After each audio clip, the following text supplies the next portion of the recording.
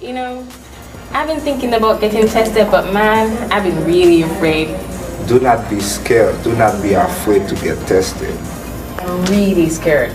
You should not be afraid to get tested. You should not be afraid to talk about it and get treatment. Pas aller à l'hôpital pour SIDA, pas parler de SIDA, pas prendre information de SIDA. Don't be afraid to say no if he doesn't want to use protection. Si son pas moun gen SIDA parce que Yes. plein bouton sur yo. Yes. Suspend Jounen nou sa chavians. avec gens ressemblés. Please, get informed before you start spread wrong information. Nou pa ka maltrete yo.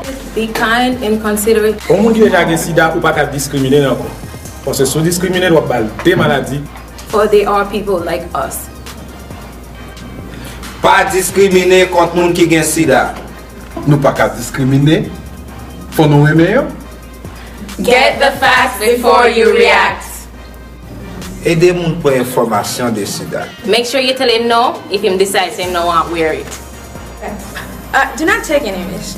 Use protections. If you know you're infected, Know your options. Si tout moun protège tête yo, pas gen SIDA encore. Men fason on moun kapab pran virus SIDA. Ou ka prend virus ça dans contact sexuel.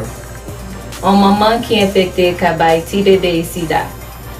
Ou ka infekte sou pon kontak avek 100 moun nan ki infekte ya. Konnen koman pou proteje tèt ou. If we all come together, get more information, and spread more education about HIV, there will be 0 new cases.